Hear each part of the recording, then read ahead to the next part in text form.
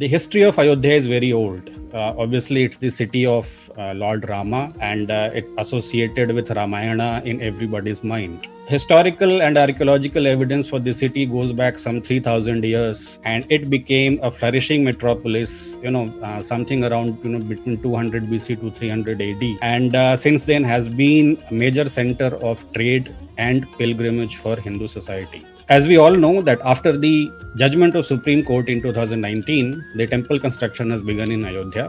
There had been a very large and successful drive to collect funds from the Hindu society for that temple, and we expect that temple to become functional in sometime in 2024. That's the timeline given by the trust which is overseeing the construction of the temple.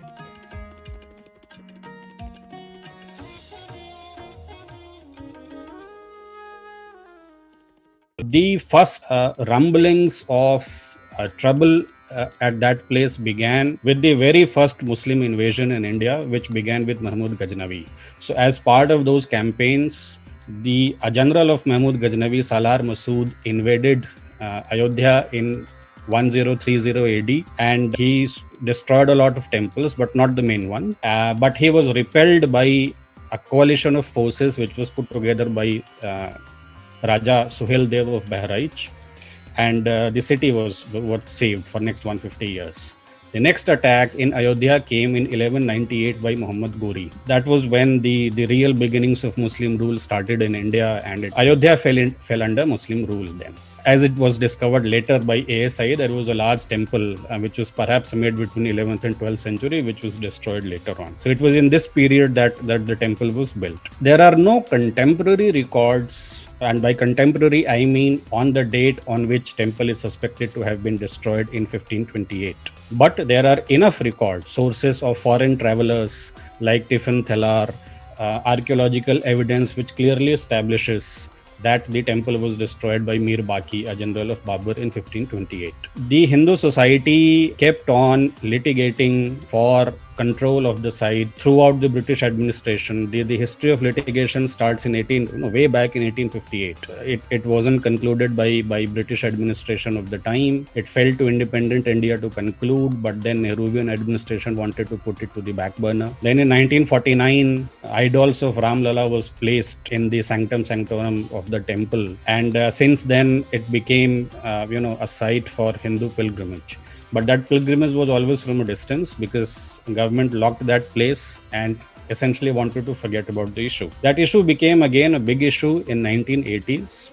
1980s was a period of huge disquiet in India. Even though the major economic reforms came in 1991, 1980s saw the beginnings of some reforms. It was a period when there was terrorist activity in Punjab and in Northeast, and there was a general sense of disquiet. There was a huge conversion activity which happened in Meenakshi-Puram in 1983. It was under these circumstances that Vishwa Hindu Parishad, VHP, started the movement in Ayodhya for restoration of Ram Mandir. Obviously, the politics of 1980s took its curve through, ebbs and flows, which led to Rajiv Gandhi opening the locks in 1986 as part of his, balancing act because of the overturning of Shah Banu judgment that they did in parliament in 1986 itself. Then in 1989, BJP took this up as their political plank because it needed some issue to come back to the national polity after the humiliating defeat in 1984. That led to germination of a big movement post 1989. From a historical standpoint, one of the interesting aspects of this dispute till 1989 was that there was obviously no dispute about the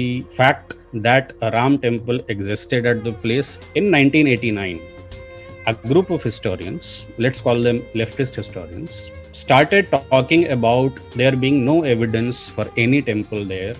In fact, they started talking about no historicity of Lord Rama itself, and created all kinds of trouble around it, which led the Muslim community to make a maximalist demand that the mosque, what is a mosque is always a mosque and it cannot be removed under any circumstances, and that the historical evidence is on their side. In 1989, Rajiv Gandhi lost the elections. VP Singh's government came. which led to a huge churn in Indian society around issues of caste and reservations. Then his government fell, and Chandrasekhar government came. Till this time, the issue of Ram Temple kept on simmering in the background. Once the historical evidence was brought into question, Chandrasekhar government decided to bring historians to weigh on this issue. So the contending parties, on the one side Vishwa Hindu Parishad, and on the other side the Muslim community had sort of coalesced under Babri Masjid Action Committee, the BMAC organization. They brought them together to weigh on the historical evidence.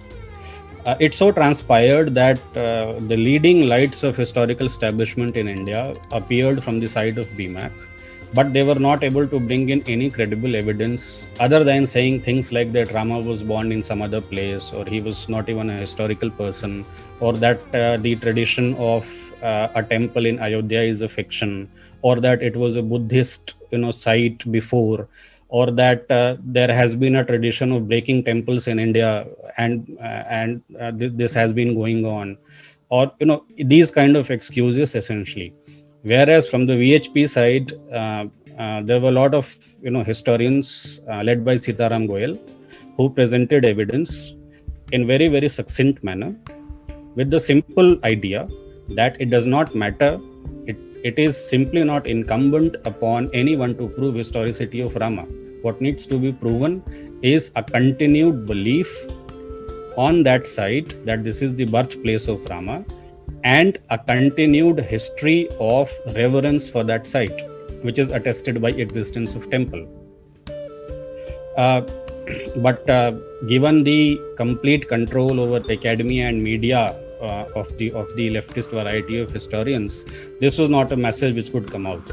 Then Chandrasekhar's government fell, then elections happened, Rao came into power in 1991, and he also sought to revive this historical discussion, but to no avail.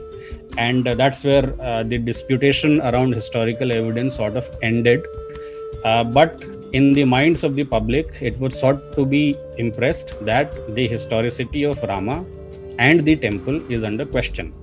Given the failure of historical evidence to arbitrate on the matter, VHP and BJP essentially took matters into their hands, and they started mobilizing public, which led to Kar Seva, which led to the demolition of the disputed structure on December 6, 1992. We are all aware of that story. There is a lot which happened politically then, and there is no linear story which leads to 2019 Supreme Court judgment. After the demolition, Rao government milked that issue. They dismissed the state governments led by BJP, and in the elections after that, BJP lost power in Uttar Pradesh as well. Post 1993, this issue simply became something which nobody wanted to touch. As Swapan Das Gupta said once, that Ayodhya movement in 1992 was a time when was a turning point in history, when history refused to turn. So post 1993 story is when Rao government made a presidential reference to Supreme Court to arbitrate on the matter on the historical evidence. Supreme Court also declined. They returned the presidential reference without giving any answer in 1994. Post 1994, it essentially became a legal battle, an issue with which opposition used to beat BJP.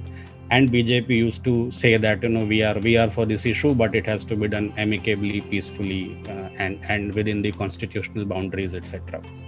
So this was the story of this movement till the time Modi government came into power. So if you see, when Modi came into power, he also didn't make any big issue out of it. He didn't promise anything. Just that with the advent of Modi on national scene, there has been a consistent, even if slow, tilt towards returning India back to its civilizational moorings. And that has led to a demand for restoration of sites back to Hindu society. It was in this environment that Justice Deepak Mishra took the mantle of resolving this issue, and he gave the final judgment in 2019. Obviously, there is a legal background to this, that there was a Allahabad High Court judgment essentially partitioning land between 2:1 between Hindus and Muslims, which came in 2010, but both parties challenged this, and finally Supreme Court gave a clear judgment in favor of Hindus and restored the site to its rightful owner, which is the deity Ramlala Virajman for that site. So this is the historical and legal background for Ayodhya.